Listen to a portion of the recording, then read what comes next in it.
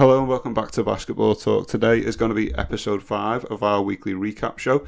I'm Scott, I'm here with my brother Ryan. How are you doing? Yeah, I'm not too bad, how are you? I'm all good. Are you super psyched for today's episode? Looking forward to it?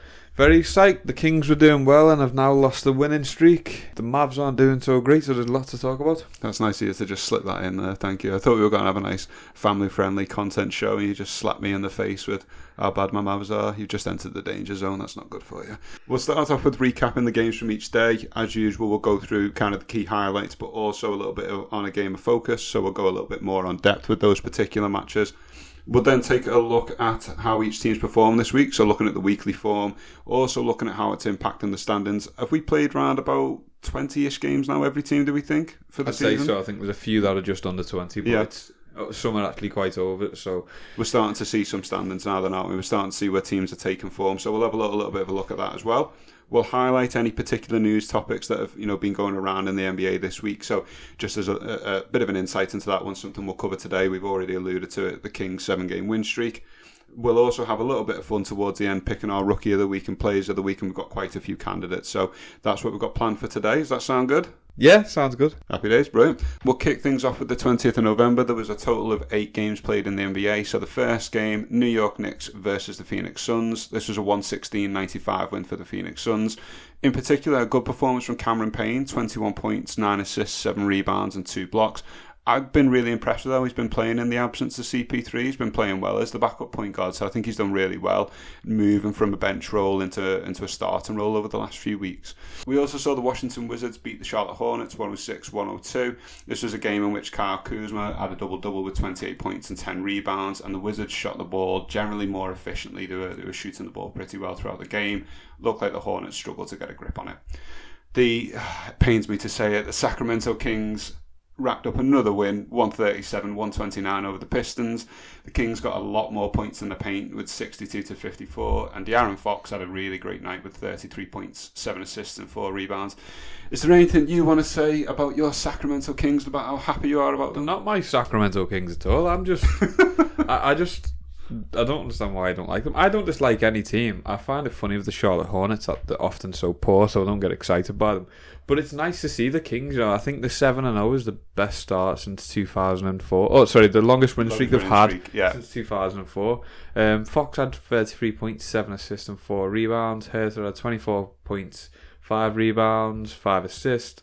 Barnes had 27 points. Really good contributions. And they've done well for this run. And I'm not saying, if they get to the playoffs, they're going to make much of a run, but it's something more exciting. No, something more exciting in Sacramento, and it's been absent in the past 10, 15 years. As much as I have fun with them, the reason that I always look at them as a little bit of a joke team in the NBA, that's simply because since I've been a fan, they've pretty much never done anything other than win like 35 games, and it feels like when they get like hidden gems, they trade them away. DeMarcus Cousins, they got rid of him for practically nothing.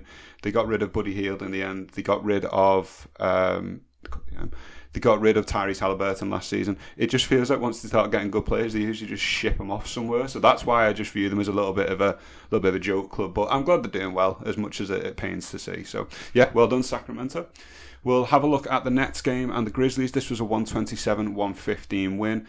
The Nets saw the return of Kyrie Irving, but the Grizzlies were without Ja Morant, Desmond Bane and Jaren Jackson Jr. So you can kind of read into this game as much as you want about who was on the floor. Kevin Durant, 26 points, 7 rebounds, 7 assists. And Ben Simmons, at the time of this game, 22 points, 8 rebounds, 5 assists. Probably his best game, would you say? Best game of the season. In a Brooklyn Nets jersey. Looking more like himself. And Watanabe as well had 4 or 6 on his threes for 16 points in total. I believe as of we're recording this, he's the top 3-point shooter in the NBA. I think he's shooting something like 49% on his threes. He's shooting the ball really well. So yeah, the Nets have got someone there who can do a little bit of shooting for them. The Cleveland Cavaliers managed to pick up a win against the Miami Heat. Feels like the Heat are slipping a little bit in my opinion. It feels like they're kind of on a bit of a downward trajectory, which is a bit of a concern for them. 113-87 in favour of the Cavs. Darius Garland continued his fantastic performance with 25 points and 7 assists. And we also had Cedi Osman come off the bench with 20 points and 12 rebounds. So a huge performance for him off the bench for the Cleveland Cavaliers.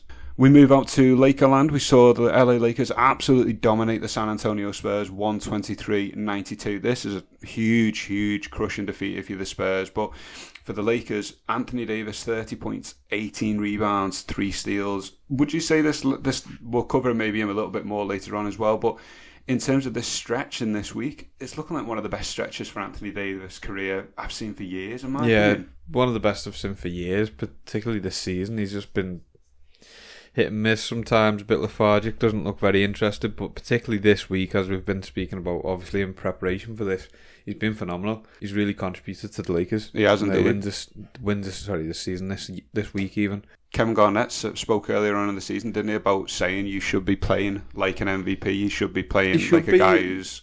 You know, if you look at Anthony Davis and Giannis, like when Anthony Davis was in New Orleans, the potential for both was there, and one's ultimately delivered, won championships, MVPs, and one sort of just...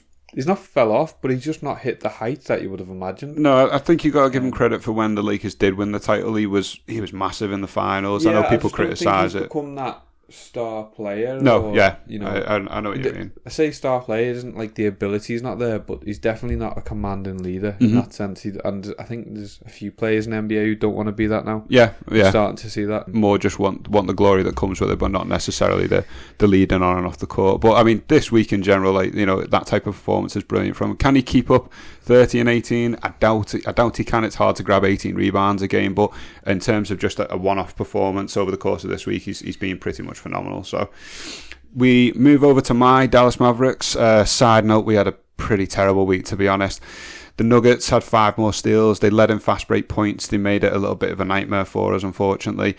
I think this game as well, I believe that Jokic was missing, so it's really, really annoying to lose a game when the Nuggets are missing their best player. Luka did miss a 3-pointer at the buzzer to win it for the Mavs, so it was a 98-97 win for the Denver Nuggets. Bones Highland had 29 points and 6 assists, and we also saw Porter Jr. put up 14 points as well. The game in focus for this particular day was the Golden State Warriors facing the Houston Rockets. Really interesting game, and the Golden State Warriors got out to a hot start. It started the game 11-0. Klay Thompson arguably had quite easily the best game of his season. So he had 20 points in the first quarter, but into the second quarter the Rockets got a little bit better, forced a few turnovers, led out for some easy dunks, and the Rockets went on to a 22-4 run and actually took the lead 48-44. And then in terms of looking towards the end of the second quarter, the Rockets had managed to get a lead 65-61. So despite what was a hugely hot start from the Golden State Warriors, the Rockets were actually able to match them in the first half. They were, and then going into the third, Wiggins hit a few threes to give the Warriors the lead. Curry then had 10 quick points to finish the end of the third quarter.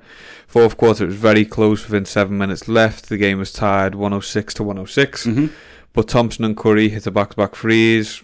Curry hit a phenomenal three towards the end with 36 seconds left. And that was pretty much it, really, wasn't it? The game finished at that point. It was done and dusted. But looking at some of the criticism that Klay Thompson's received over the last few weeks, he goes on in this game to drop 41 points and 10 of 13 on his three-pointers. Now, he's not going to do that every week, obviously. No one's going to do that every week, but an absolutely brilliant performance. And even Steph Curry... No, but that just shows how valuable he still is. Oh, yeah, definitely. I think people, as much as they're criticising him because he's missed so much basketball, I've never torn my ACL or my Achilles, let alone both.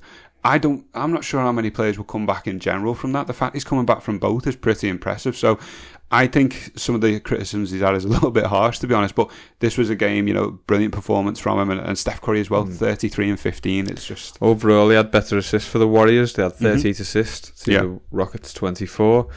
Overall, just played a better team. Game overall, I think. No, I think but the massive performance from Klay is obviously the thing that sticks out. Yeah, and I think for the Rockets, you can take a little something from this as well. You kept this game close. This isn't a 30-point The Rockets can win. play a good game. Yeah. And it's frustrating that they're 3 and 14.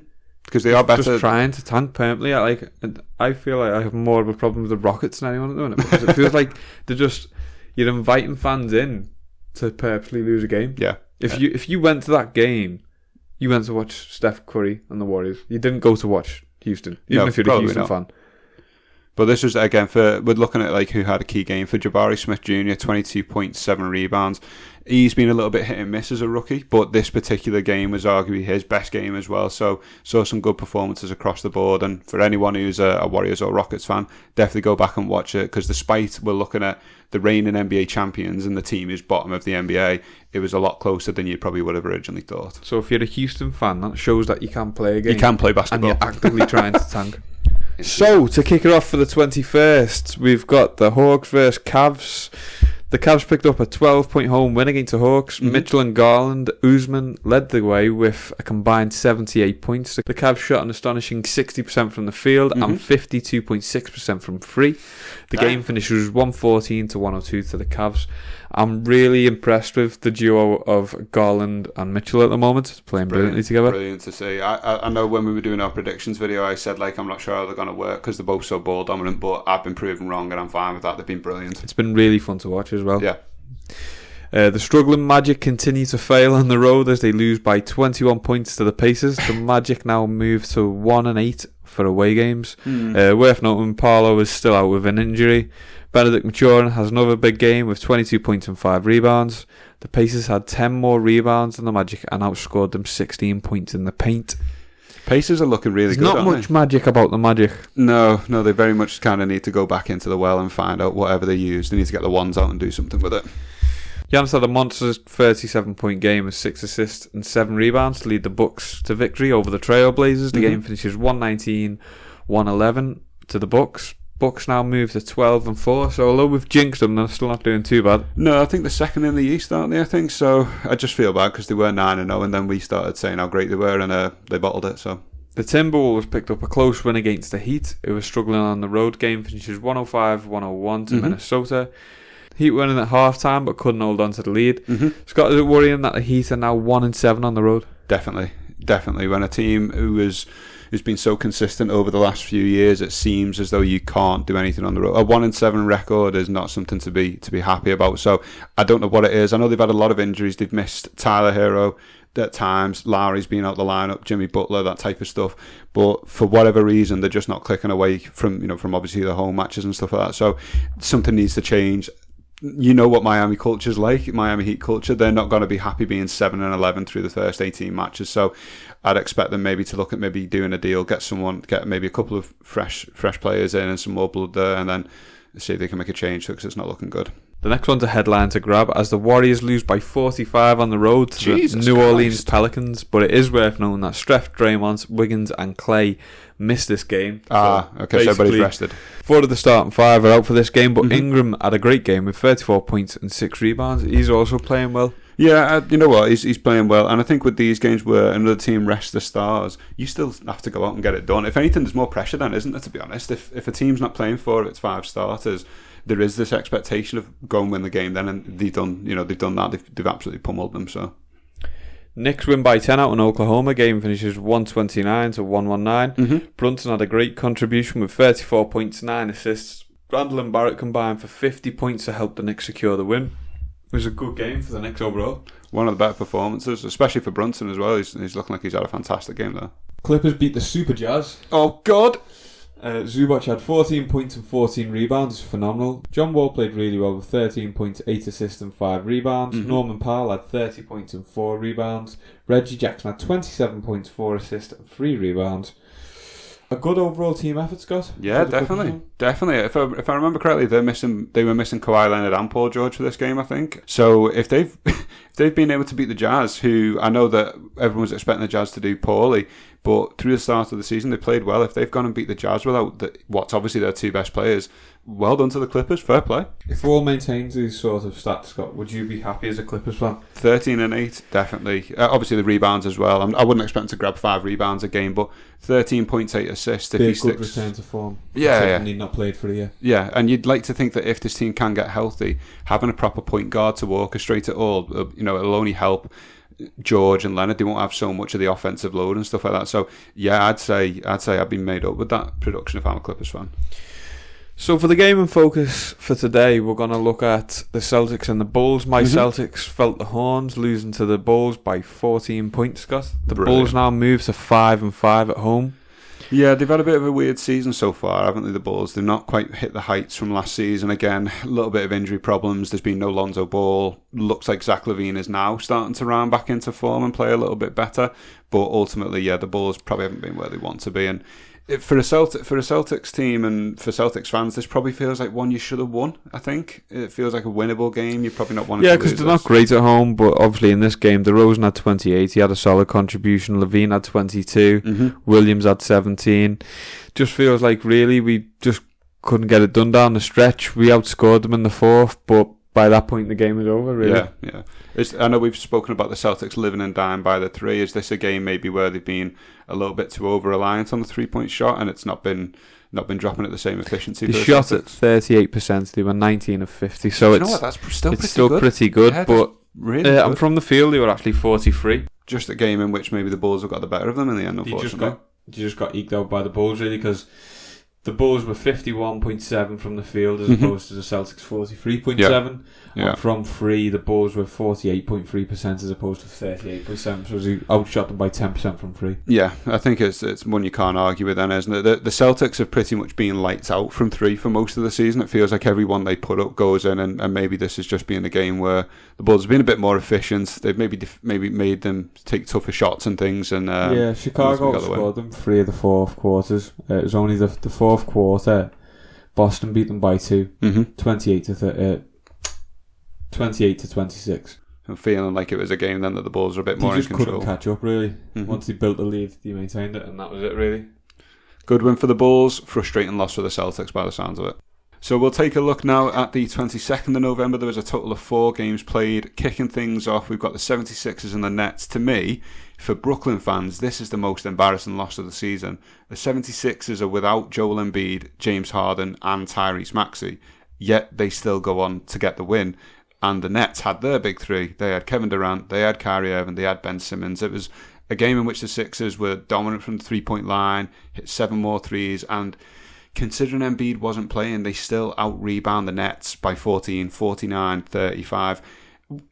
Is there any excuse? Any excuse for this? Team temperamental, Brooklyn. I always say the same thing, and it's not that the players particularly played bad looks of it. You had Kevin Durant with 20 points, Irving had 23, Simmons had 11 and 11. Yeah. They weren't bad, but I just think overall it's just team temperamental. They get it done, they don't get it done, they fall out with coaches, their best friends singing Kumbaya. I just don't get how you can face a team who's missing its quite clear 3 best players and you still drop it this much. So yeah, for the Sixers, excellent. You're showing you can win without your best players. For the Nets, after this game, just sums it up really. For the Nets, just keep trying to improve it if you can. That's pretty much all you could ask for at this stage, really, isn't it? So bring back the New Jersey Nets. We start. The Phoenix Suns played the Lakers and it was a 115-105 win for the Phoenix Suns. The Suns hit 12 more threes than the Lakers and shot 47% from 3, so they were shooting lights out. Anthony Davis, we touched upon him a little bit earlier on already, but 37 points, 21 rebounds, 5 steals, 5 blocks. There was a stat that I'd seen floating about this particular game. I can't remember when the last time a player had put up 30, 20, 5 and 5. I can't remember what the year was off the top of my head, but again, Anthony Davis obviously doing a lot of work for the LA Lakers, and Devin Booker had a great game as well. 25 points, 5 assists and 4 rebounds. So an excellent game to watch if you're a Suns, particularly if you're a Suns fan. Taking a look at the Denver Nuggets hosting the Detroit Pistons. Again, the Denver Nuggets. If you're a Nuggets fan, you're probably feeling a little bit annoyed at this, losing to the Pistons, you reckon? Shouldn't be losing to the Pistons, No. You shouldn't be losing to the Rockets. They're 2 teams who you should not be losing to. You shouldn't and be dropping above them that, games. you should be able to beat the Spurs. That's if you're any team in this league. There's sort of 3 teams. Those are 3 games. You should be getting 3 wins You this should be season. picking up the wins.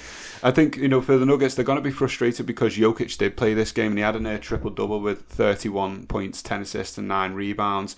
Bogdanovic was brilliant for the Pistons with 22 points, 9 rebounds and 4 assists. And it's a strange one. It just feels like the Nuggets will sit back and look at this. And a close game down the stretch. Ultimately, the Pistons hung on to the lead. There was a 1-point difference in the second half between teams. Can't argue with the Pistons. They'll be happy with this because it's a win nonetheless. But I just think for the Nuggets, obviously we'll talk about the standings in a little bit later on, but the West in particular, we're talking like a game is separating like 4 or 5 different teams here. In towards the end of the season, these are the games you look back on and it's like that was a winnable game. Well, this was Detroit's first away win. Yeah. So well, that's not good for the Nuggets at all. maybe Denver had took the foot off the gas and just thought it'd be an easy win out in Denver, but wasn't to be. Sometimes you can see this, unfortunately, can't you, where teams almost go into the game anticipating we should be winning this game, we've got our team ready, we've got our players healthy, but we're just going to win it. But sometimes you get slapped in the face for it. So for the Nuggets, I feel like this is a game that they'll really be upset about losing, to be honest.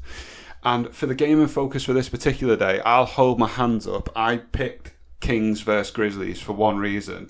I thought the Grizzlies were going to win, and it was going to be a chance for me to have a little bit of a laugh at the Kings winning streak ending.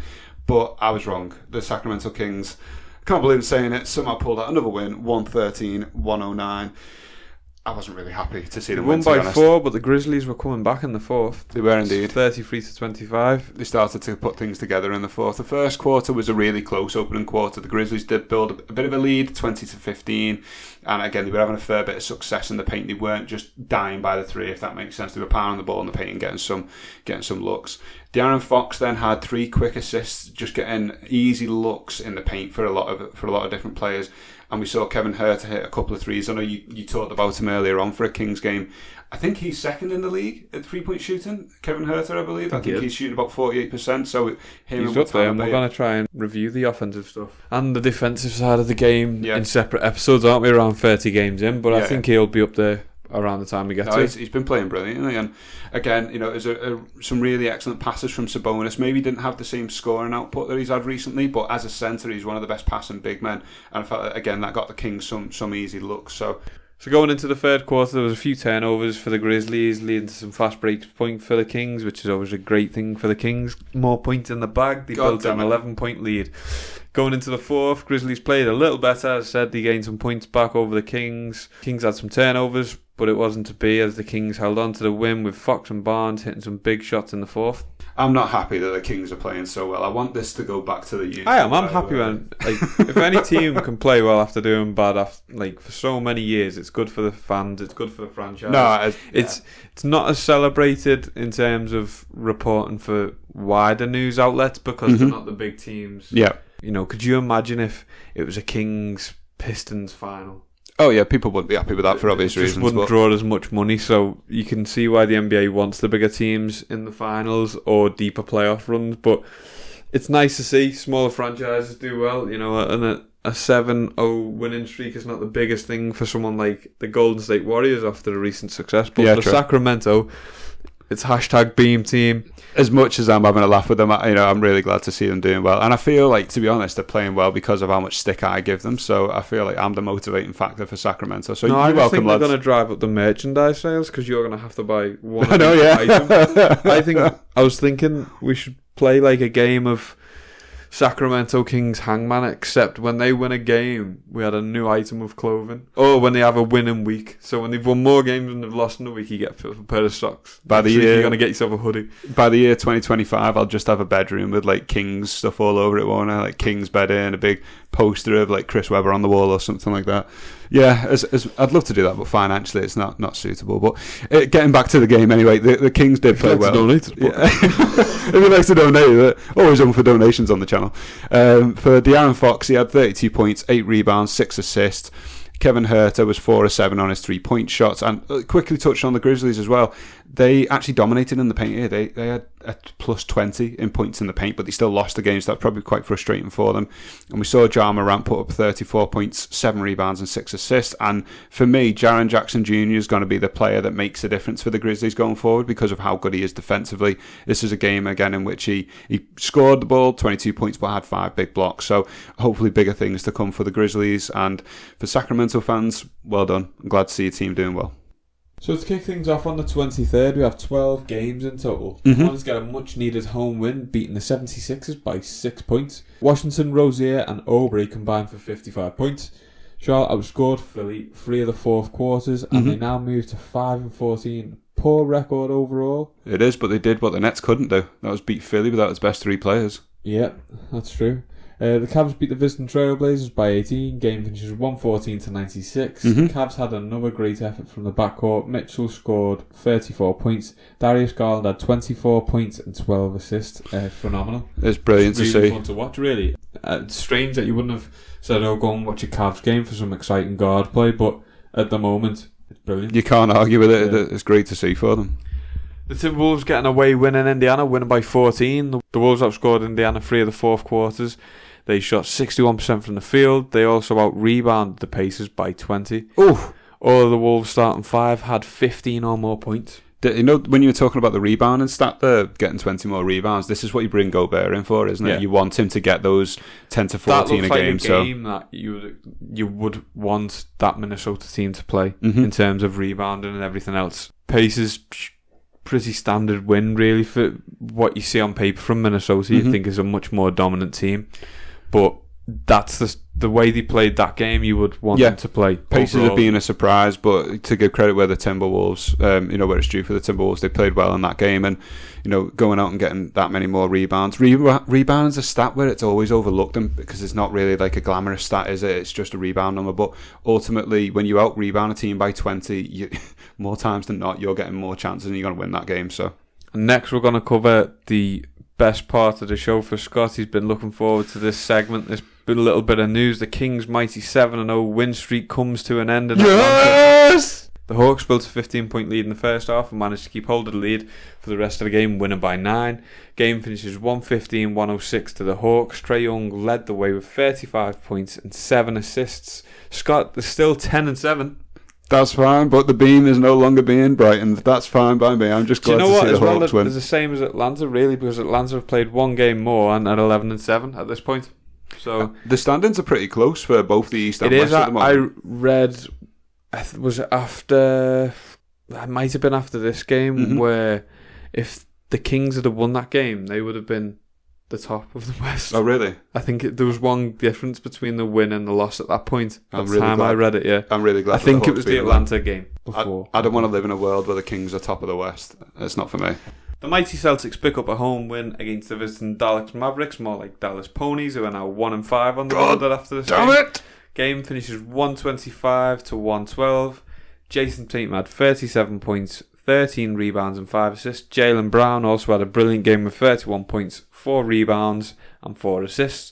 Luka had a big contribution, Scott, with 42 points, 9 assists, 8 rebounds, but it wasn't enough for the struggling Mavs.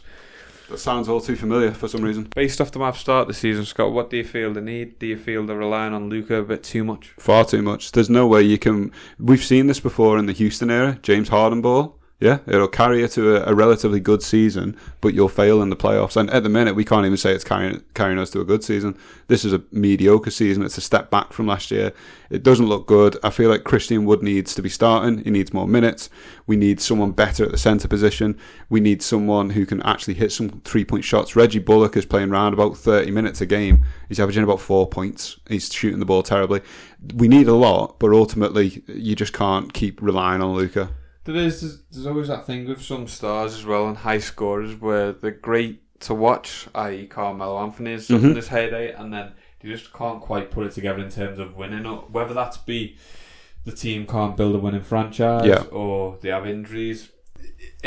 You really want to see Luka push on within the next, probably not this season now, looking how he's going, but next 2 or 3 years is sort of where you would expect, really. Yeah, whether that's for the Mavericks or somewhere else. I think that you have to start looking at the Dallas Mavericks at the moment, because he's doing, other than his 3-point percentage, what he's doing this year is pretty damn good, to be honest. His 3-point shooting's really low, but I think that'll level out over the course of the season against like his usual 34-ish% or so.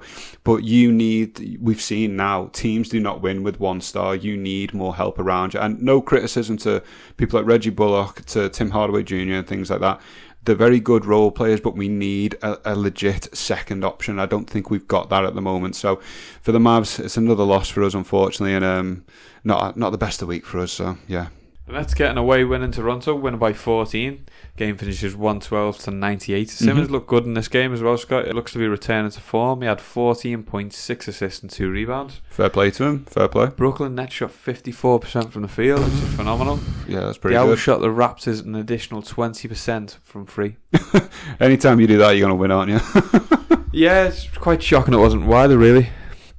Bulls get an impressive win against the Bucks, winning 118-113. I'll admit I didn't expect that. No, me neither. Bulls are now 8-10 overall after this game. DeRozan had a brilliant game with 36 points, 8 assists and 4 rebounds.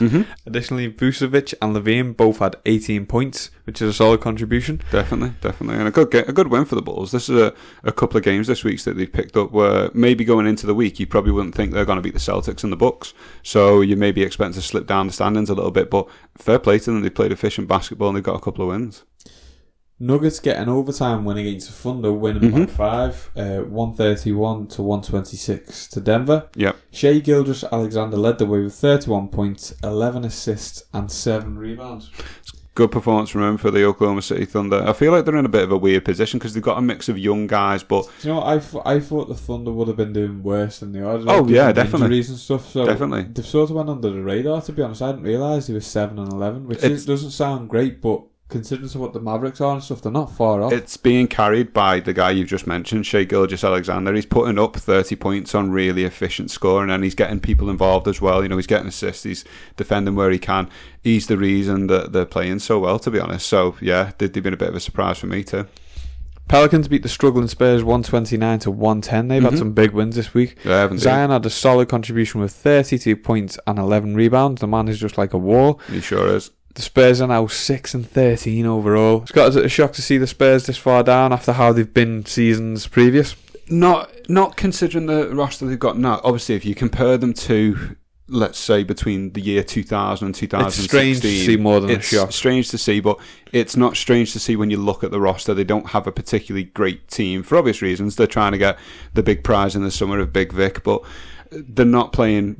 To be honest, I'm a bit unsure whether I'd have predicted them to have won 6 in the first 19 games, to be honest. So, yeah, they probably played a little bit better than I thought. And Keldon Johnson's actually looked really good for them. He may be a piece where they try and even move him to get even more draft picks, you know, for this year or something. So, yeah, they've been it's a shock to see the Spurs not play well, but not when you look at the roster, if that makes sense. The Super Jazz fall again, this time to the struggling Pistons. Oh no! 125-116 to the Pistons. They're now 5-15 overall. The Detroit Pistons, which is pathetic. Super Jazz should have beat them. Well, don't forget they're missing Cade Cunningham. He's injured now. He's been out for a while. So Bogdanovic led the way with 23 points and 5 rebounds. Jaden Ivey had 16.6 assists and 5 rebounds. He played phenomenal. Jazz are now 12-8, but not of the form they have been in previous weeks. No, this week they've slipped. Still 12-8. You would have not predicted the Jazz giving up. No. All given up. I'd have probably looked at it, being closer to the other way, 8-12. But even with significantly, maybe even like 4-16, to be honest, in the first 20, there's no way I'd have predicted the Jazz to be doing what they're doing. So this might be now where the honeymoon period's over at the beginning of the season, if that makes sense. Maybe we see the Jazz slip a little bit and maybe fall closer to where we thought they would be towards the bottom of the conference. So the Warriors beat the Clippers by 17 points. Andrew Wiggins had 31 points. Curry had 22, 9 assists with 6 rebounds, and Clay had 18 points. Yep. Overall, a good performance for the Warriors, but if you read the shooting stats, it's actually a very close game in terms of percentages. It's 49% from the field goal to the Clippers 45. From 3, it was 39% for the Clippers to 37% for the Warriors, and from the free throw line the Clippers were 66% and 69% for the Warriors, so a very evenly matched shooting performance, but they actually managed to win by 17. It's the discrepancies there, isn't it? So the 3-point shooting percentage is similar, but the difference what is shot as well. The Warriors hit 8 more, 19. Compared to the 11 of the Clippers, and the Clippers do get to the line 14 more times than the Warriors, but they only go on to hit 5 or 6 more free throws. So, you look at it as the Warriors are chucking more threes, but they're making them, whereas the Clippers are taking more free throws, but not making this, the same kind of like jump in that, if that makes sense. So, but yeah, I'm not sure. I'd have to double check. This may have been a game again where Paul George and Kawhi Leonard were maybe not playing for the Clippers. So, a good win for the Warriors. And ultimately the lead was built in that first half. Pretty much. And they held on to it from there. But it was just interesting to see the percentages. There wasn't too much discrepancy. Yeah. It just seemed to,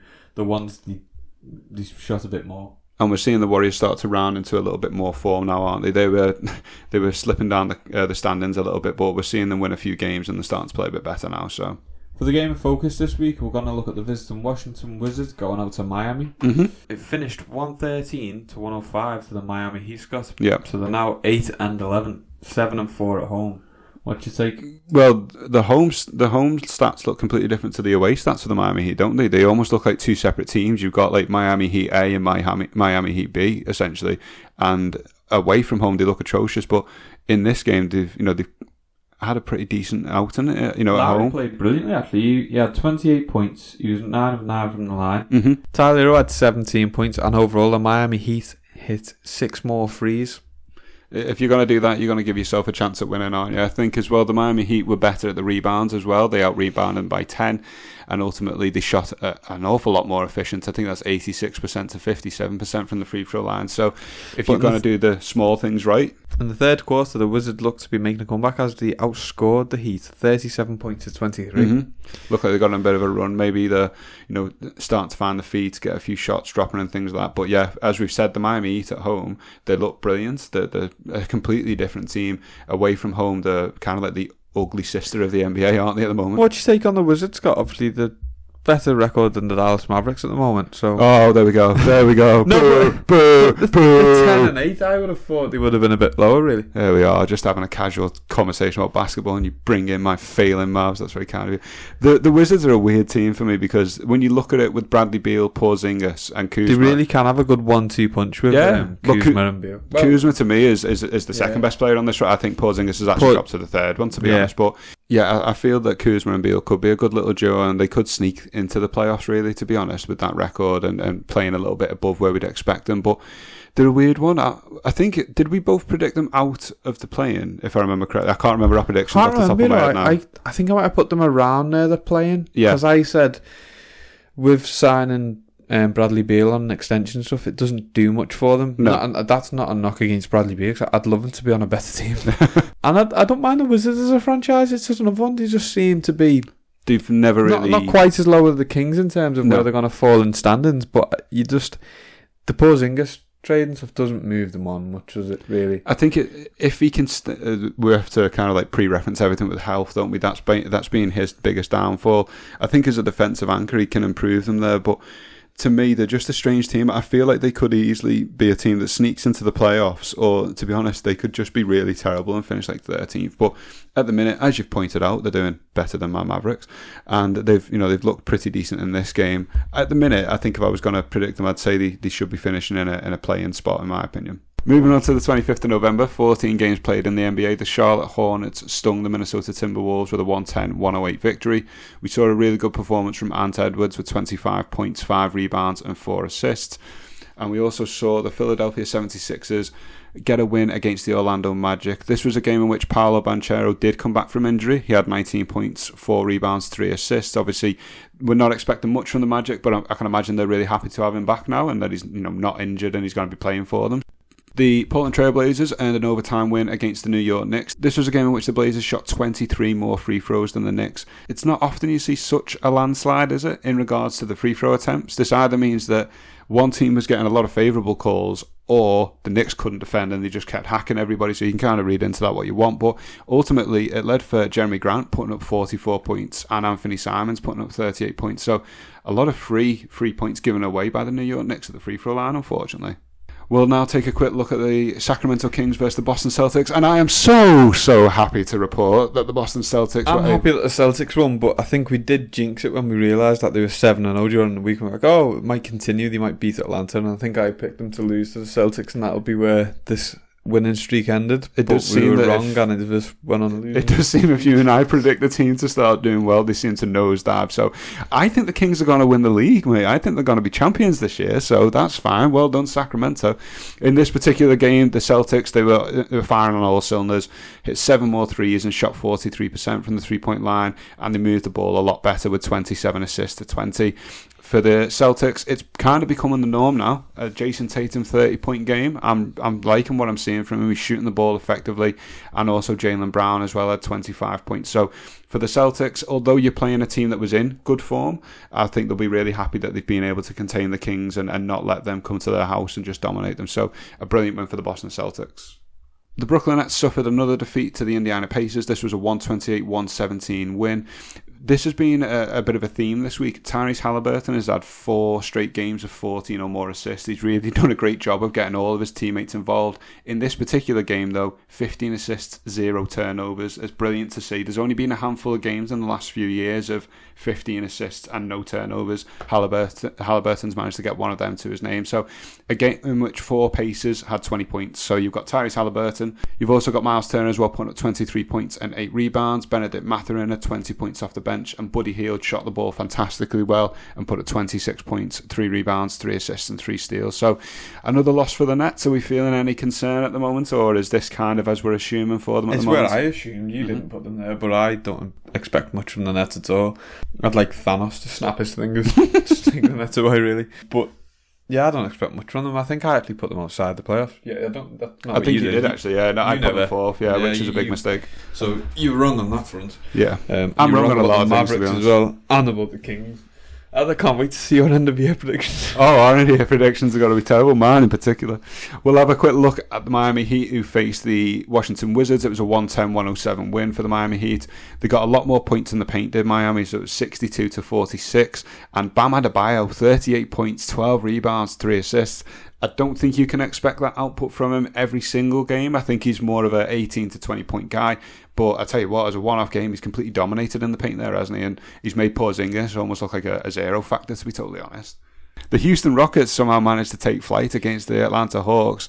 I don't know how they've managed to do it, but they dominated the rebounds 59-28. It's more than likely because Clint Capella wasn't playing. They can be a high-scoring team at times and stuff. I know, when they get hot, yeah. When they get hot and they get players involved, it's ridiculous. So Jalen Green had 30 points with 5 rebounds. Jabari Smith Jr. had 21 points to go along with 9 rebounds. And Kenya Martin Jr. also had 21 points and 15 massive rebounds.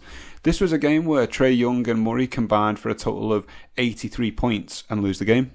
Yeah. Hard to explain that one. It's one they should have won.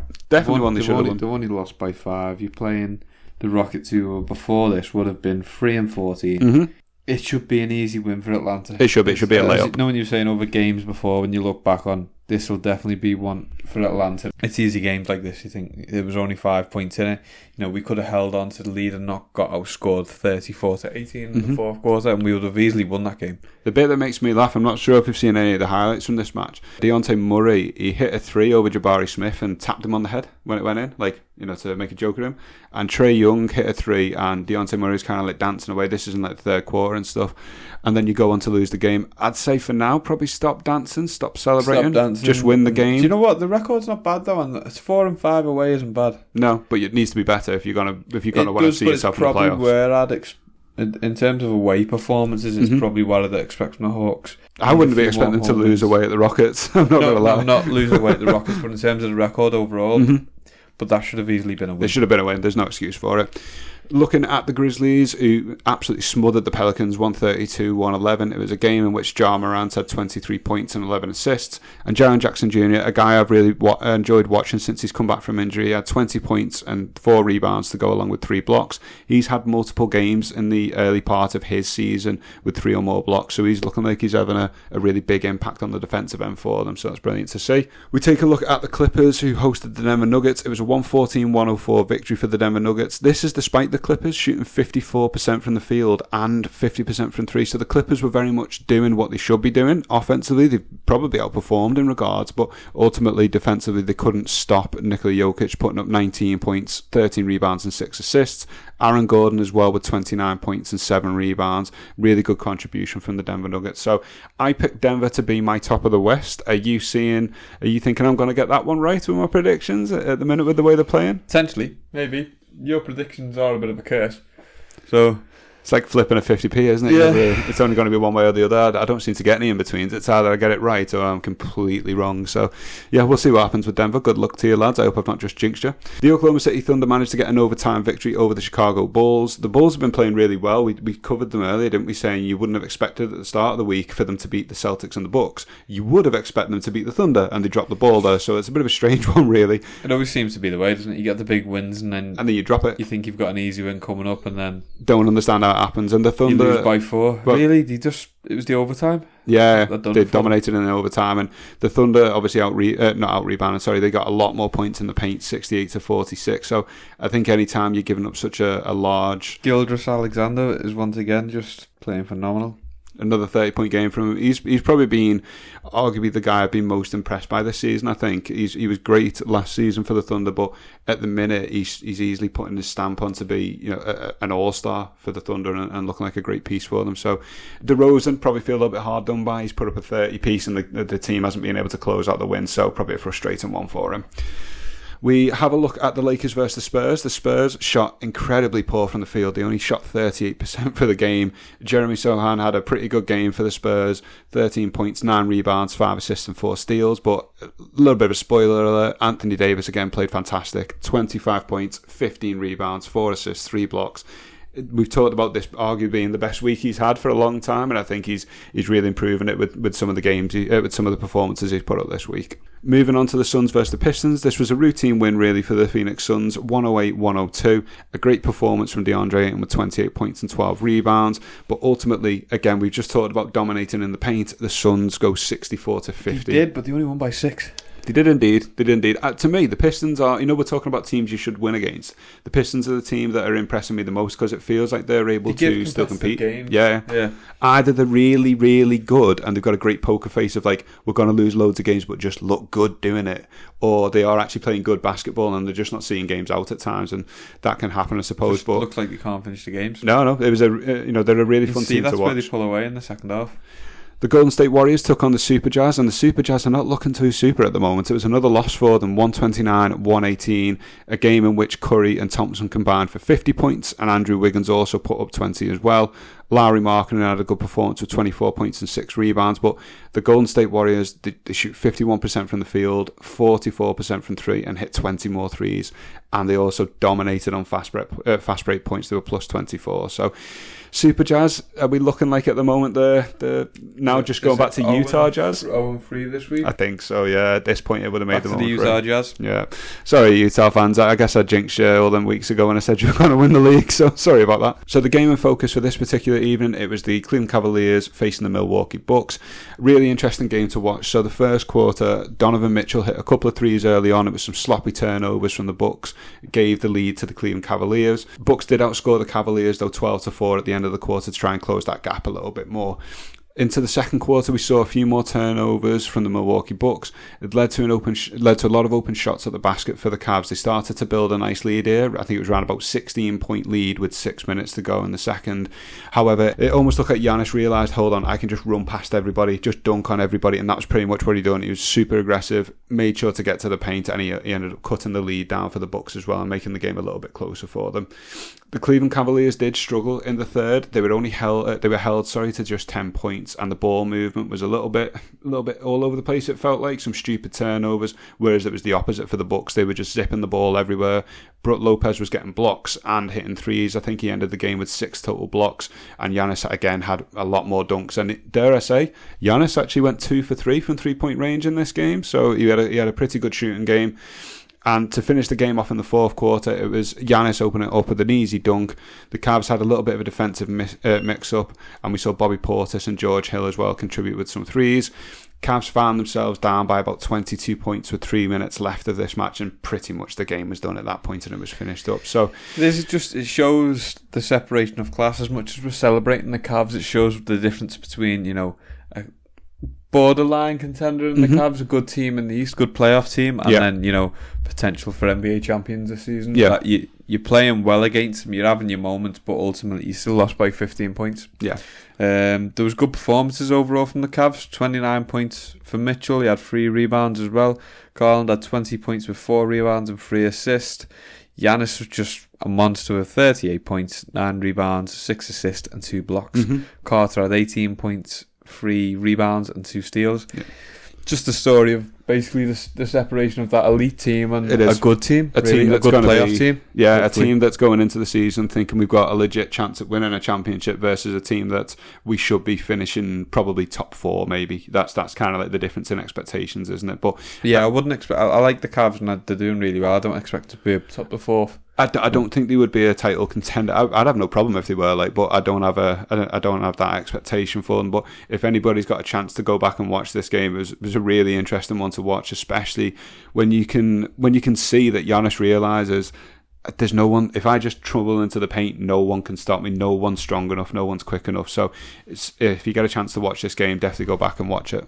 So to kick things off for the 26th of November, we only had 4 games today. We'll kick it off with the Mavericks and the Raptors. You lost by 5, Scott, to the Raptors. Oh no! Mavs finished the week with a terrible 3rd straight loss, allowing the Raptors to score 54 points in the paint. Doncic played well. He had 24 points, 9 assists and 7 rebounds.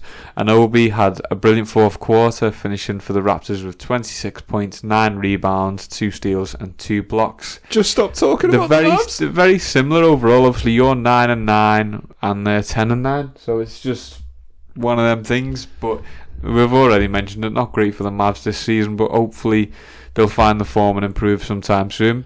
The phrase "just stop, it's already dead" comes to mind. Just leave us alone. The Rockets beat the Thunder 118-105. They took flight, shooting 52% from the field as well as shooting 50% from free. This is my point with the Rockets. You know, they can have a good game. They can. They really can put in a good competitive effort against any team, I think, and it's disappointing to see that the record's 5-14. Offensively, they've got the firepower, haven't they? They've got the guys who can put the ball in the basket. It's the other side that they seem to struggle with. So, Gilgeous-Alexander had a great game for the Thunder, as we mentioned previously. He's playing phenomenal and going under the radar in many cases. 32 points, 3 rebounds and 3 assists. He also had 2 steals. However, the Rockets had huge double-double from Sengun, who had 21 points and 19 rebounds. To also have 7 assists as well, 3 steals and 2 blocks. Pretty good. It's phenomenal. Jalen Green putting up 28 points and 9 assists as well. As you said, they've got the firepower there. It's just whether they can match it defensively to get them wins. Really, they don't seem to be able to hold off defensively, unfortunately. So, but yeah, another great win for the Rockets. The Lakers pick up a much-needed 5-point win, winning 143-138 over the San Antonio Spurs. They've been very productive this week, Scott. They have, and it feels like they played Spurs 3 times, I think. Yeah, pummeled them every time, I think. Easy wins when you play the Spurs. Oh, definitely. Before. LeBron had an excellent game with 39 points, 11 rebounds, 7 assists. He hit 7 of 12 threes. That's brilliant for LeBron. You'd expect from LeBron, and he probably won't sustain that sort of efficiency, but good to see nonetheless. Yeah. Schroeder also contributed massively with 21 points, 6 assists and 3 rebounds. The Spurs, Scott, what was your take on them? They had 3 separate players hitting 20 points. Again, we talked about the Rockets who've got the ability to put up the points, got the ability to score. Feels like they can't defend at the moment. So, and yeah, keynote to point as well, Zach Collins went full WWE elbow, people's elbow to Russell Westbrook's face. Russell Westbrook was bleeding quite a lot, to be fair. On the original replay, my thought was it's probably not a ejection, it's not a flagrant foul, but when I saw it from another angle, it does. He's kind of like coming down elbow first. Probably do have to eject him for it, unfortunately, but I don't think it was any malice in it. I don't think he's done it on purpose. It's just been a case of he's caught him with his elbow, unfortunately. So for the game in focus this week, we're going to look at the Jazz versus the Suns. It finished 113-112 to the Suns. Scott, they picked up a good home win, but a very close game overall. Again, it's just shown the Utah Jazz are more than capable of staying with teams. The fact that they are, I think they're 12-10 at the time of recording this. The fact that they were at one point 12-6, they're showing they've got a good team. They just couldn't close the game out. They shot an extra 5% better from the field. The Jazz shot 50.6% from the field, as opposed to the Suns, who shot 45.7%. From 3 points, they were 13 of 32. The Suns were only 6 of 22. Yeah. So 27.3-point shooting for the Suns as opposed to the 40 for the Jazz. Big discrepancy. Overall, the Suns managed to pull away with it, but the Jazz, are really surpassing our expectations this season. The awful logo and awful kit design seem to be working well. Maybe that's what it is. You're so blinded by how grim it looks. Other than that, it was pretty similar.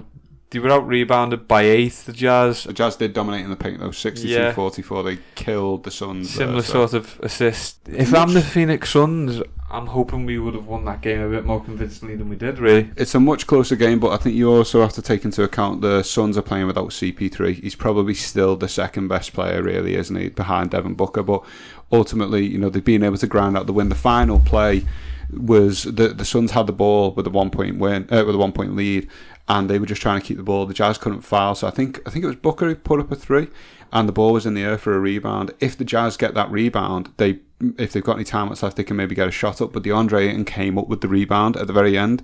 Again, it's not necessarily a game-winning rebound, but it just stops the Jazz having a chance, and it leads into the fact that Ayton had 21 rebounds in this game. So not often you see Ayton get that many rebounds in general. He's kind of like, an 8 to 12 guy, isn't he, if that makes sense? But tonight he played fantastic. So well played for Ayton, well played for the Suns. Did it made an interesting one to watch, and a close game if you ever want to watch one. So that's it for today's games in terms of reviewing them.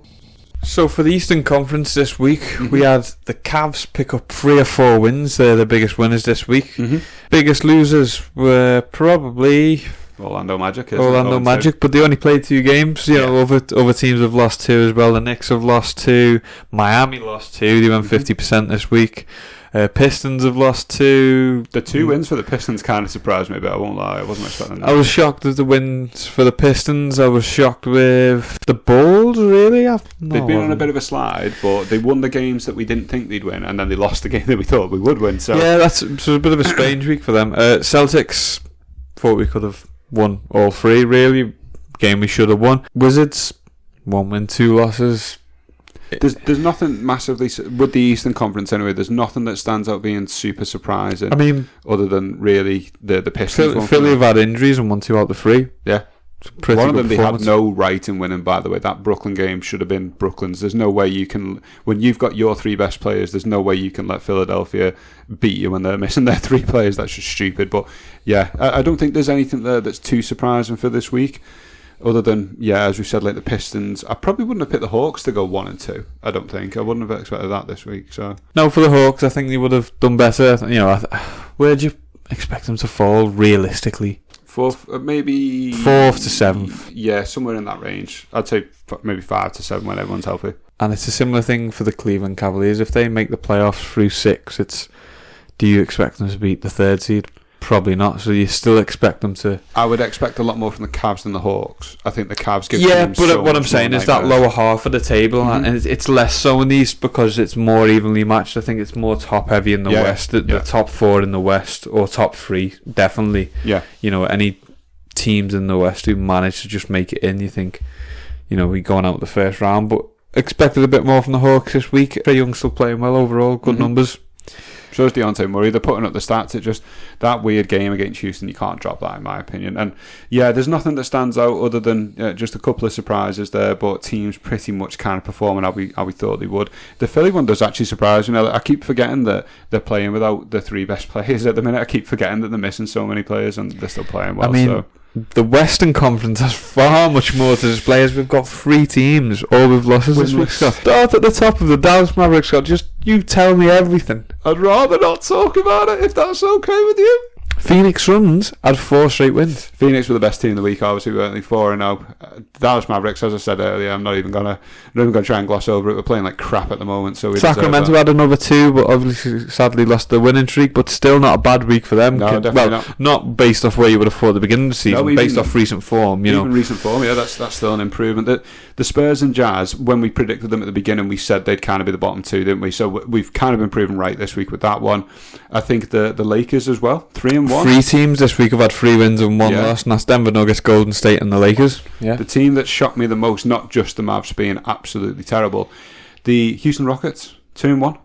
I wouldn't have predicted that at the start of the week. I would have thought Houston would pick up a couple of wins. The Utah Jazz, I would have not thought they were going to lose 4 on the bounce. That's the biggest shock for me. After they were the Super Jazz, they're well and truly ruined by ourselves. Slipping a little bit away, we completely jinxed them. But I think the Western Conference week form is a lot more surprising than the East, in my opinion. There's Timberwolves hopefully coming into a bit of form.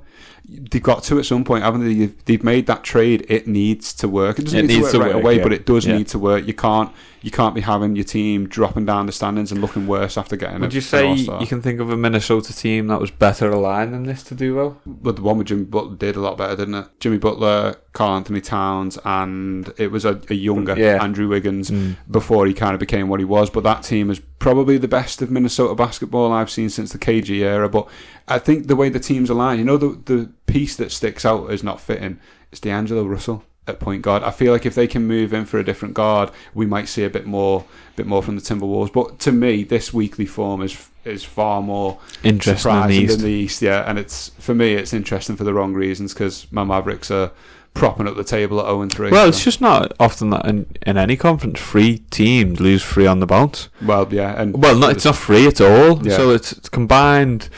It's 11 straight games. Losses. Yeah, 11 straight losses. Why couldn't we have played the Spurs and Jazz this week? That's not fair.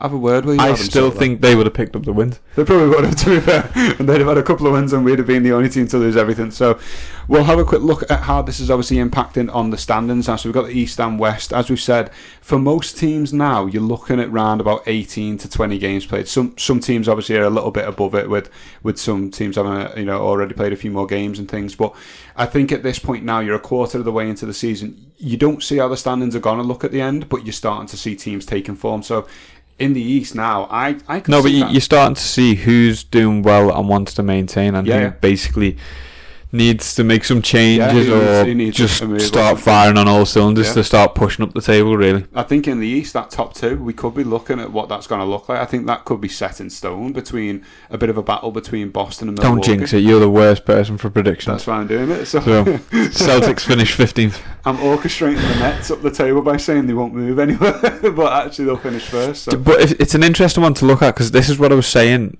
Now they've lost 2, so for the Western. But this is different than what I viewed, but I can still illustrate it, because the Kings are 10-8, as opposed to the Phoenix Suns, who are 13-6. But if the last 2 losses they had, say they continued that winning streak, they'd be 12-6, which would then put them second place. Yeah, that's what I was saying. They were there over those last, and that's what I seen when they were on that winning streak, and then.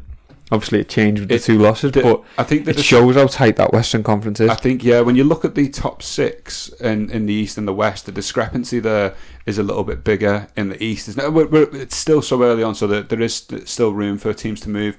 But that Western Conference, you look at 2nd through 6th there, you're talking a win here or there, and you move up like 4 or 5 places. It's ridiculous. You've got 3 teams there on 11-8 in the West. 10-9 is Philly. That puts you at Minnesota, which is 9th. Yeah.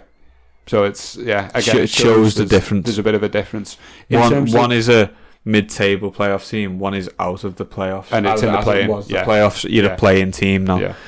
But if we look at the teams that are 11 below for each conference, the ones that shock me in the East, Miami and Chicago. Miami's massively shocked me. No business being there, and in the West. But you could say the Wizards are overperforming for the East. Sorry to put it off before you go to the West. Yeah, no, I think you're right. The Wizards, I wouldn't have expected them to be 10-9 in the first 19. But then 10-9, 10-9. So I mean, there's no difference between Philly, Toronto, and Wizards really. This is the bit you see with the early part of the season, though, isn't it? Because there's only so many games played. You'll get a few teams on the same record. But I agree. I think Washington are overperforming. But there's no way I'd have predicted Miami or Chicago to be 11-12 or below 10. There's no way I'd have done that. So 9-9 for the Dallas Mavericks, fell to 11. Could you stop talking about us, please? So the next few games, you're playing the Bucks. It's a loss. Are we going to play the game of the next so many games and how many do we win? Okay, let's do this then. Yeah, but. So you should win 1 in your next 3. Okay, who have we got? Because you've got the Bucks, the Warriors, and the Pistons. Win. Yeah, so 2 losses and a win. If you lose to the Pistons, we lose to the Pistons. If you lose to the Bucks, but then beat the Warriors miraculously, because you just have an outstanding game and lose to the Pistons, you're gonna go from an extreme high to an extreme low. And Bucks is a loss. Golden State Warriors is a loss. Pistons a win. Who's after that? Knicks. Okay, I can see us beating the Knicks. Suns? You've played well against the Suns. You can have your day against the Suns. But they're on a 4-game win streak. We're on a 3-game win streak. Then playing Nuggets after that. Yeah, I don't think we're winning that. Then go back to Milwaukee after hosting them. That's another pasting.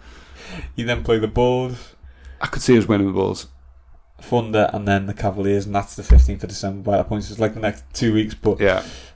a lot of potential losses for the Mavericks. You know what? We're 9-9. It wouldn't shock me if we, after these games, we're still at a 50% win record, to be honest. I feel like we're going to win some and drop some. I think Giannis is going to put 45 on our head at one point because we've got no interior presence. Yeah, I think we can win about 4 or 5 up of them. Yeah. Anything else in the West that's shocking us at the moment, then? Sacramento's performance, obviously, we're going to talk about it later, but, you know, to be 10-8, given, much better than I thought they would have been. I just think they've improved just the right amount of when it's not a rehaul that could have went, catastrophically wrong. Just they've got some good role players in Kevin Hurst and stuff. They've got a good coach in Mike Brown. Yeah, it's just clicking well. Obviously, I said if you take away those last 2 losses, they're up there even higher again. It's just. It'd be good to see how they progress, but even if they make it 6, you're playing the 3rd. Now at the minute, that's the Pelicans, but let's be honest, the Pelicans aren't going to stay 3rd. Probably not. You probably expect Memphis, it maybe. To be Memphis now. Yeah. Do you expect Memphis to lose a game in a 7-game series? Not really. At the best, it's going to be a gentleman's I'd say 4-1, sweep. yeah. I'd say 4-1 I could at see the best for Sacramento. The reason the Kings, I think, might slip off, and this is not just because and I don't hate them, I just like having fun with them. I feel like the Kings are very much all scoring and no defending, and I think that's going to catch up with them. I think it's going to level out at some point, if that makes sense. I think they're going to run into... It can end up like the Houston Rockets. If it goes the wrong way, that shows the difference in way those... I don't think they'll go Houston level at the moment. No, but what I'm saying is that's one who's offensive not getting it done, and that's one who's offensive is just getting it done in the right games. I suppose the problem is when you're only relying on your scoring, you're going to have nights where it's just not clicking. Shots that you get wide open that shots usually won't drop, fall and they don't nights. fall. So at the minute, though, the Kings are outperforming, and I think now, if their goal was originally at the start of the season, let's make the play-in, I think they should be 7th or 8th. I don't think they should be any lower. If the Utah Jazz hadn't lost all their games, they would have also been a lot higher. They'd have been second-ish. They'd have been 12. Yeah. Well, actually, no, because they'd have won before. So shocked to see Golden State at 10. Yeah. As I said, I feel like they're on a little bit of an uptick in form, though. I think they're kind of climbing the standings. You're no real worse than Golden State Warriors.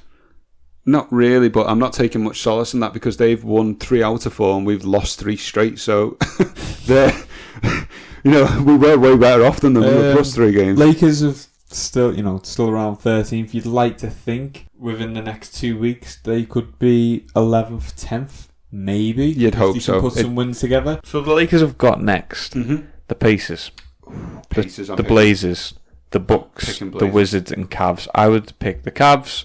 I'd pick the Bucks, and I think the Pacers can win. I think they're only beating the Wizards out of that 4.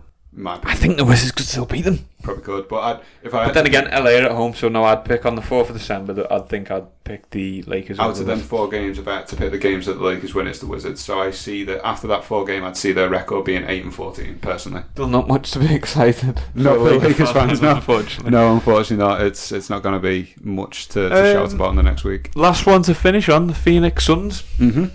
They're 13-6, Scott. I'll be honest, I thought they were going to slip further down this year with an aging squad. The whole thing with DeAndre Ayton, bit of unrest. Up to now, they're holding it together very well, and Ayton's playing very well as well. Ayton in this past week has been phenomenal. I think it was like 21 points, 13 rebounds, his average. He's done really, really well. And if he was feeling any sort of negativity towards the franchise after the coach didn't speak to him in the summer and they only signed him once the Pacers picked them up and stuff, he's showing he can put that behind him for the betterment of let's still play winning basketball, let's try and go at this again. Maybe this will be his last season in Phoenix if they don't win the title this year. Maybe it might, but also because he's a young player as well, he wants to show his worth to it. Yeah, definitely. He wants a contender to obviously get a better trade. I don't think for him he wants to be traded to a team where he's falling down the playoff bracket from basically being first in the West to basically mid-table or outside the playoffs. Because he's not a player who's going to drive a team to the playoffs on his own. He's going to need some complementary pieces. Yeah, he's going to need minimum. He's going to need to be like the 3rd best player. But I think the thing that surprised me most of Phoenix, Chris Paul really hasn't been a part of this roster this year because of injuries. Cameron Payne's filled in fantastically, and they're still top of the West. They haven't got the best record in the NBA, but they're top of the West, and they're not there by accident. So to give Phoenix its due, well done. So for the news around the league this week, we're going to look at the Patrick Beverley suspension, Kawhi Leonard's injury issues, and the Kings' 7-0 win streak. Oh, God. So, Scott, kick it off with the Pat Bev suspension. Yeah, so this was a game against the Phoenix Suns, wasn't it, where there was a little bit of Ayton standing over one of his teammates after a play and things like that, and DeAndre Ayton grabbed the ball, and they felt that he was standing over one of the Lakers players. Patrick Beverley then, from obviously right behind DeAndre Ayton, comes over, shoves him over, that type of thing, ends up getting a 3-game suspension. And I think after the game, when they asked Devin Booker about it, he said he needs to start pushing people in the chest, not in the back, because a couple of years ago he did the same to Chris Paul in the playoffs, if you remember, where Paul was on a little bit and he pushed him in the back. Yeah. And I always think this with team sports. I get that you've got to have your teammates back, but at some point you do need to start facing people, not pushing them in the back, in my opinion. I just think it's a bit cowardly. And it wasn't like Ayton was really doing anything wrong. He was just posturing. Yeah, everybody knows you're not going to fight. No, it's not even that. It's people celebrate on the dunk and scream for the same reason. I can't remember if it was a dunk or not, but either way, I know Ayton had the ball and he was it didn't look like he'd purposely gone to stand over the other player. I think it's just where he happened to be positioned on the court and stuff. I think Patrick Beverley needs to try and help the Lakers win more games, really, instead of being suspended. He does indeed. They need all the players he can get. They can't afford to let anybody be sitting on the sidelines. And I'd agree, because his whole thing was they're playing with me this year. I would have got that team to the playoffs, all this stuff. And at the minute, I think he's still. He speaks a lot for a role player. He does. I think in his mind, I think he's better than he thinks he is. He is a good defender, and he is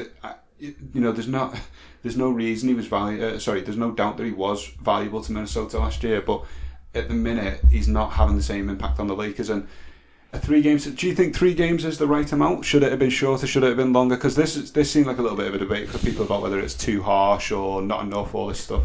It's all or nothing, really, isn't it? It's got to be seen to be doing something, because you shouldn't be running through the back of someone and pushing them over. At the same time, it was for nothing. 3 games may be a bit strong. In an 82-game season, 3 games doesn't feel too bad. But for pushing someone, because the push happens basically every game. Yeah, where they do the posturing and the pretend pushing.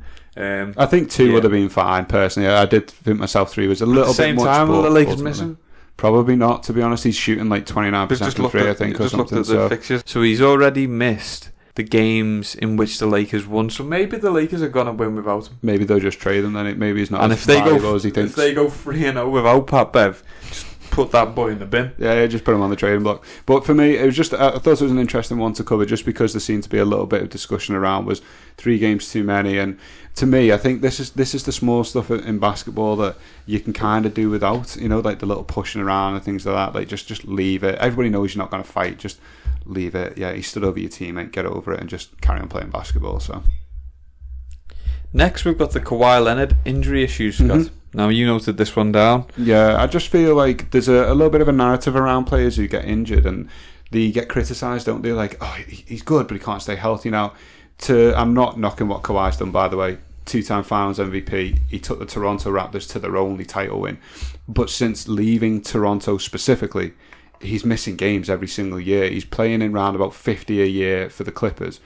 Obviously, he's not missing games because he's not having serious injuries. He's torn his ACL, but at the minute, I just wonder whether people are. Do you feel he gets a bit more of a pass for his injury issues than some other players? I think he does. I think it's because it's something that's always been reported since his college days and stuff. In his if that was like LeBron load managing, he's the star player, he needs to be on the court. And you're right in saying there's a lot of players who will be. The Embiid comes to mind. To the fire for that. When he's injured, people get on him all the time. He's good, but he can't stay fit. Blah blah blah. People get on CP3. You remember when he pulled his hamstring with Houston? He does this every year in the playoffs. He's always injured. I know Leonard's already achieved an awful lot of success in terms of being a champion and Finals MVP. But when you look at what he's done with the Clippers, I think he played 55 games one year, 52 the next. Obviously, he missed an entire season last year. Out of the first 18 or so games this year, he's played 5. I just feel like he's missing a lot of games, but he doesn't seem to get the same. And I don't think players should get stick for missing games, by the way. It's part of the game. You get injured, don't you? That's part of life in sports. But I just feel like he gets a little bit more of a pass. And I always wonder why. I don't really know why. Is it just because of his success? Maybe, yeah. Because he's been a champion? He's just quite a laid-back sort of player, isn't he? He's a fun guy. Yeah. And I like him, but When you think about what they did to get him, by the way, so they got him, they got Paul George, but they had to gut the roster and their future picks to get Paul George. They had to give up, I think it was about 4 or 5 to get Paul George, which at the time, it made sense. Kawhi's coming off probably the best year of his career, statistically wise, and he won Finals MVP. Paul George being an MVP candidate in Oklahoma, it looked like we're putting together 2 mega powers, and this is going to be like Hulk Hogan and Macho Man joining forces, essentially. They're going to run the NBA. But it didn't quite work out through injuries. And I just wonder, we're now, kind of like 4 years deep into the Kawhi Leonard, Paul George era.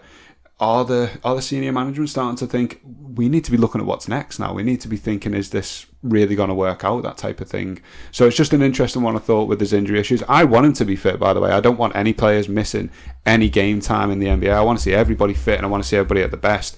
I just think he gets a little bit of a pass, and I was a little bit unsure why. So to finish this week, we've got the Kings 7-0 streak. Oh, no! So, not like this! I'm going to let you stop your crying. I'm going to throw some questions at you. Oh, God. And you've got to answer. There's no ifs, buts, and maybes. You've got to say Kings or Mavs. Oh, God, okay. Who's the last team to have a 7-0 win streak? Kings. Who's the last team to win in a 3-point shootout? Was it the Kings? Yeah.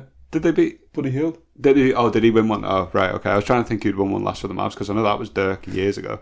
Who's currently in 6th and who's currently outside the playoff table? Kings. That's a 3-0 for the Kings. Does that take them up to 10-0 this week then? Is that the win streak? Yeah, there you go. That's it. That's 10-0 this week. I was actually going to try and look at the Mavs last long winning streak, but they've had far better win streaks. Yeah, we've had a few more. I'm not going to go into that, but in all seriousness, the Kings have had a great start to the NBA season, and we mentioned, obviously, starting this, you wanted to try and give some of the less known teams some shine, and because all you do is see the headlines about LeBron tying his shoes, and the drama in Brooklyn. Some outlets don't even cover the basketball, or the sport in general. None of the 15 or 20 lesser known teams. It's not even the lesser known; they're just not grabbing the headlines. Any coverage. But the Kings deserve it. They played well in this. Part of the show, they definitely deserve the flowers, and they've done brilliantly. I think they were scoring the highest in the league during this run. I think the average was something stupid like 128 points a game or something in this 7-game win streak. And as we've said, they are a little bit all or nothing in terms of they only score the ball, they don't really defend, to be honest. But I suppose when you're so good at one thing, it can mask a little bit of the the deficiencies. The fact that Sabonis isn't a particularly good defender, the fact that Keegan Murray really isn't playing too well for a rookie. The fact that De'Aaron Fox doesn't really defend all that great at the point guard position and stuff. And, the fact... did you say earlier this is their longest win streak since the 2004 season? Yeah, 2004 season, I think. So, give credit where credit's due. As much as I joke about with the Kings, I don't dislike them. And, they've played really well. They've deserved that 7-0 win streak. Part of me, actually, I kind of wanted them to keep going because I thought it would just be more funny to talk about how much I hate them winning. So I was a bit surprised that they dropped against the Hawks, to be honest. But fair play to them. They've played well. Answer me this question. Oh, God. What team has a beam? Does the Dallas Mavericks or do the Kings have a beam that shines out the arena? Mark Cuban is a big billionaire. He's always doing big things. Has he got a beam? No, we don't, because we're capable of actually putting together, competent seasons where we look like a half decent basketball club and not just we're a banter club on Instagram or something. Right. Okay. So what I've tried to find is offensive ratings, offensive efficiency, NBA efficiency. They're second in the NBA. Sacramento. Yeah. That's, as we said earlier, they're very much an all-scoring team. So the Mavericks are. Oh God. Leave us be. Looking for them. I've got to scroll down really far. Dallas at 12th, so actually that's not as bad as I thought. However, let's pick this up because guess where they are in defensive, Scott? As you're slating the defensive efforts. The Kings? Yeah. Oh, surely they've got to be bottom 15. 13. Where are Dallas, Scott? 21st? 19. Oh, God! So, all jokes aside, the Sacramento Kings are doing well, and I'm impressed to see Mike Brown do as well as he is as a coach. They're one or two key pieces away from the chance of winning any playoff series. Definitely, yeah. I think if they get to the playoffs this year, unless they manage to get a pretty favourable kind of opponent, that type of thing, I don't think it'll be a year where they get out of the first round. But in terms of Kings basketball, this is This is one of the most interesting things to see for a long time if you're a Kings fan. So as much as I have my fun with them, I do like what they're doing. I do respect them. So well played. You were on a 7-0 win streak. Let's see. To me, let's see if they can take another jump. String another 5-game win streak. Oh yeah, let's see if you can bounce back after 2 losses. Get this going. Show that it's not just a one-off. Show that as a team you can play well offensively, which you're already doing. Just do it over a longer period now. And I think what they may be worth looking at is if there's a decent wing defender that they could bring in. Someone like Jay Crowder, we talked about maybe last week as not being wanted by the Suns. He's a decent wing defender. Bring him in. He might not get loads of minutes, but maybe it helps a little bit. So for me, I'm having fun with the Kings, but I would actually like to see them be a good basketball team because it's something else for us to talk about. So get more wins, get some more win streaks and prove it now. So this is the bit of the show where we like to have a little bit of fun, really. So usually we just pick a rookie of the week, but we wanted to give people a little bit more insight into kind of like how we pick our rookies and players of the week and stuff. So what we're showing at the moment is we had a 5 pool candidate essentially. So the 4 that we felt definitely need to be in consideration, but just kind of missed out was Jalen Williams, Tari Eason, Benedict Mathurin, and Jaden Ivey. So was there any of those that you were thinking I know we've already picked one already, but was there any that stuck out there as being more close to winning Rookie of the Week for you? The other one that stuck out to me was Benedict Mathurin. I'm really impressed with him as a player. I really enjoy watching him play. Leading the league in points off the bench. Yeah, it'd be brilliant if like a rookie got 6 man, wouldn't it? There's a chance he could I think the last time that happened was Ben Gordon. May have been with the Chicago Bulls, I think, back in the day. I believe that happened with him as well. But Benedict Mathurin has a chance to be Rookie of the Year and 6th Man of the Year, and if he could do that, I think that he would easily be the first man in history and maybe the only player to ever get that because it's such a rare feat to do. But, across the board, so Jaden Ivey had a really good week, 15 points, nearly 5 assists and 5 rebounds. We also seen, obviously, Tari Eason play really, really good for the Houston Rockets. They had a surprise week with 2-1.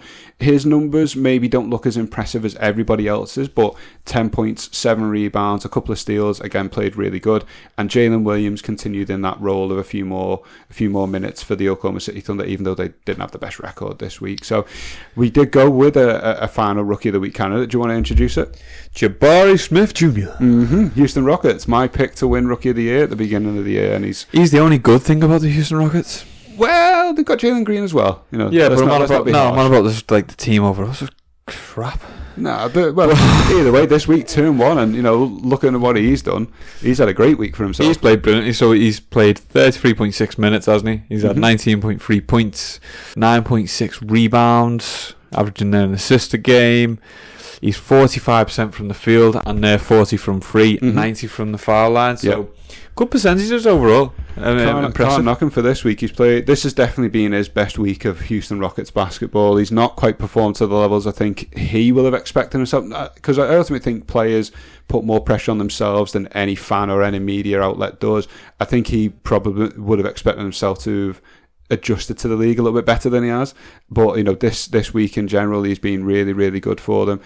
I've been really impressed with the fact that he's just kept his consistency in terms of his shooting. The 39% from 3 this week, that's a massive uptick in what he'd done for the rest of his time in Houston. So his first appearance, I believe, as our Rookie of the Week. We've not had a 2-time winner, if I'm right in remembering. There's not been a particular 2-time winner for Rookie of the Week. So for Jabari Smith Jr., a good week for Houston, good week for you. Well done for being Basketball Talk Rookie of the Week. So we're going to finish with Player of the Week. We had 5 candidates, and we're going to show you the 4 on screen now who didn't make the cut. Yep. Sorry, Klay Thompson. Sorry, Giannis Antetokounmpo. Sorry, Jason Tatum, who one of my favourite players, and Nikola Jokic. These have all played phenomenal. You could make a case for any 4, couldn't you, really? I think splitting hairs. The thing we mentioned with Giannis, I think some of his percentages were down, so we didn't go with him. Klay Thompson, we strongly considered him. Tatum was also another one strongly considered. Jokic for me looked really, really good with his 68% from the field. Looking at his 3-point percentage at 25, it's not that great, but that's also reinforcing that anything inside of the line he's still doing brilliant, and he near triple double as well. Would you say Jokic was your second I think just a splitting hairs. Yeah, I know we didn't rank them in terms of 5 through to 1, but I think if I was, other than the person we've picked, if I was going to go with anybody else, it probably would have been Jokic, because his team was 3-1. He's put up a near triple-double, and he's been highly efficient with it, so he would have been my closest. Who is number one, Scott?